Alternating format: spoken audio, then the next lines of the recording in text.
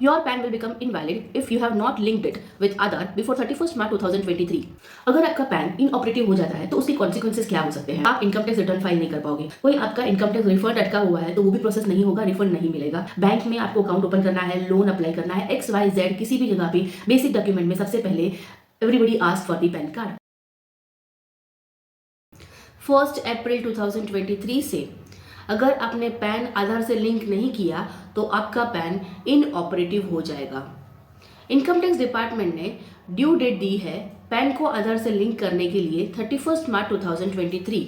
इसके पहले वो डेट थी 31 मार्च 2022। उसके बाद भी before 31 March 2023 we can link our PAN with Aadhaar by paying the penalty of ₹1000।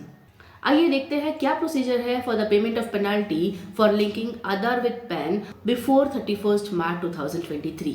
आगे बढ़ने से पहले मैं CA प्रतिभा वारिया आपके लिए GST और इनकम टैक्स के अपडेट रिलेटेड वीडियोस लेके आती हूँ।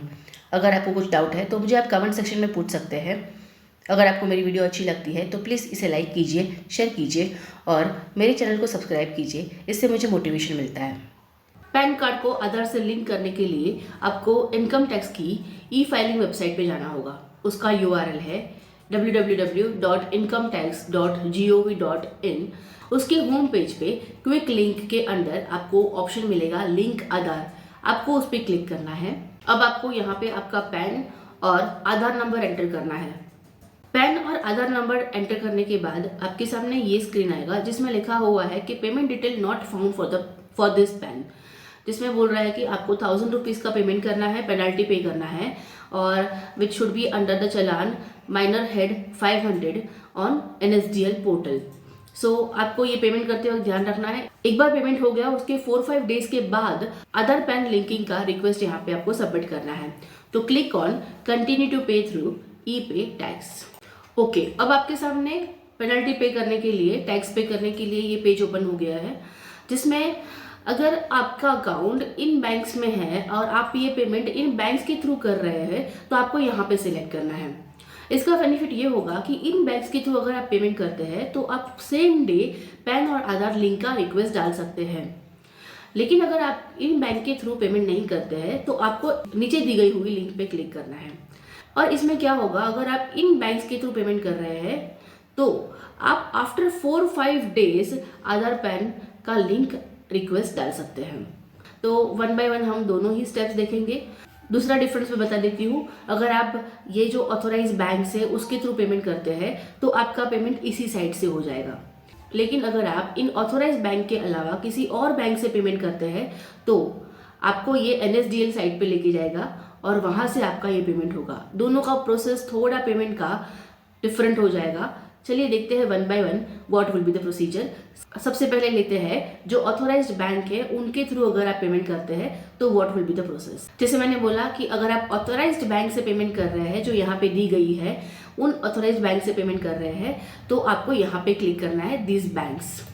और यहाँ पे क्लिक करते ही आपने यहाँ पे जो मोबाइल नंबर डाला है उस पर OTP आ जाएगा, वो OTP आपको एंटर करना है। Okay, so OTP is verified now, so click on continue for making the payment. आपको यहाँ पे फर्स्ट ऑप्शन सिलेक्ट करना है and click on proceed. And then next यहाँ पे असेसमेंट ईयर 23-24 सिलेक्ट करना है and type of payment minor head other receipts 500 select करना है। आप देख सकते हैं पॉइंट नंबर F अदर्स में 1000 रुपीज़ ऑटो पॉपुलेट हो रहा है क्योंकि आपका पेनल्टी 1000 रुपीज़ पे करना है। Click on continue. ओके, फिर चालान जनरेट होगा और आपको मोड ऑफ पेमेंट सिलेक्ट करना होगा और फिर ये आपको आपकी बैंक की तरफ रीडायरेक्ट करेगा जहाँ से आपको पेमेंट करना होगा। सो ये हो गया है payment.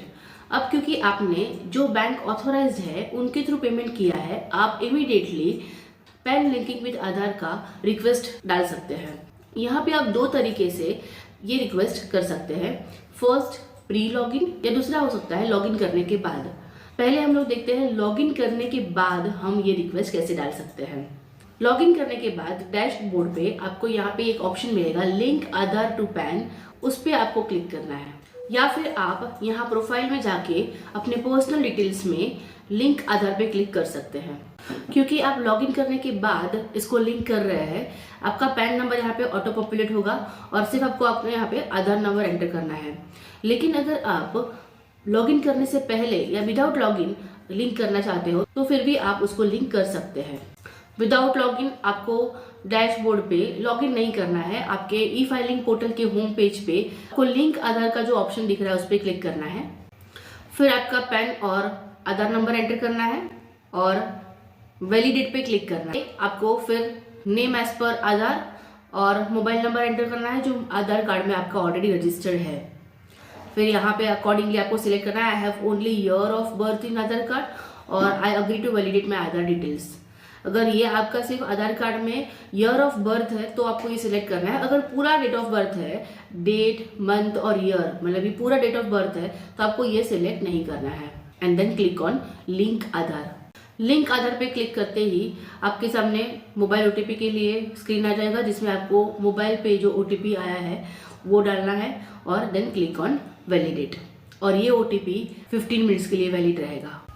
And then you will get the message that your request for Aadhaar PAN linking has been sent to UIDAI for validation. Please check the status later by clicking the link Aadhaar status and link on home page. और फिर अब आप आपका pan आधार link का status check कर सकते हैं। ई filing portal पे होम पेज पे क्विक लिंक्स में लिंक आधार स्टेटस पे आपको क्लिक करना है और यहाँ आपको आपका पैन और आधार एंटर करके व्यू लिंक आधार स्टेटस पे क्लिक करना है। अगर अब तक ये प्रोसेस नहीं हुआ है या इन प्रोसेस है तो आपको ये मैसेज डिस्प्ले होगा your Aadhaar PAN linking request has been sent to UIDAI for validation. Please check the status later by clicking on link Aadhaar status link on home page. और अगर ये लिंक हो चुका है सक्सेसफुली तो you will get this message your PAN is already link to given Aadhaar. अगर आपने इन ऑथोराइज बैंक के थ्रू पेमेंट नहीं किया तो क्या होगा आपका पेमेंट का प्रोसेस वो देखते हैं। आपको उसके लिए इस लिंक पे क्लिक करना होगा।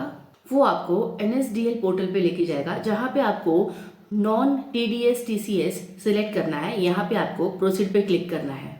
चालान नंबर 280, चालान नंबर 280 ओपन हो जाएगा और यहाँ पे आपको सिलेक्ट करना है 0021 income tax other than companies और टाइप ऑफ पेमेंट में 500 अदर रिसिट्स। फिर आप जिस मोड से पेमेंट करना चाहते हैं, नेट बैंकिंग या डेबिट कार्ड, वो आपको सिलेक्ट करना है और यहाँ पे बैंक का नाम सिलेक्ट करके आपका पैन और असेसमेंट ईयर 23-24 एंटर करना है और फिर आपका एड्रेस यहाँ पे एंटर करना है।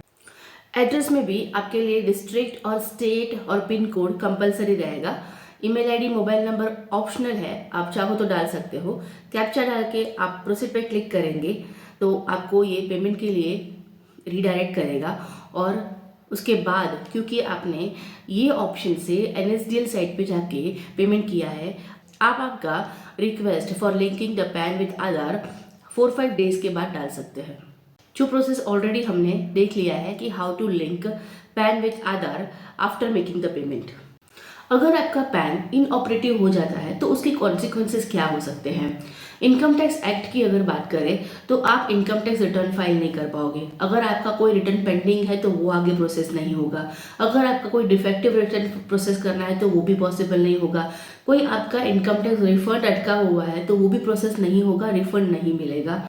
प्लस अगर आपका किसी इनकम पे TDS होता है तो पैन इनऑपरेटिव होने के बाद हायर रेट पे TDS होगा। तो ये तो था इनकम टैक्स की बातें। इसके अलावा भी हमें पता है कि पैन कार्ड हमारा एक लाइफ लाइन है। विदाउट पैन कार्ड हम कहीं पे कुछ भी नहीं और we can not stand even without the PAN card. तो पैन कार्ड ऑपरेटिव होना ज़रूरी है। बैंक में आपको अकाउंट ओपन करना है, लोन अप्लाई करना है, XYZ किसी भी जगह पे बेसिक डॉक्यूमेंट में सबसे पहले everybody ask for the PAN card. तो पैन कार्ड ऑपरेटिव होना ज़रूरी है।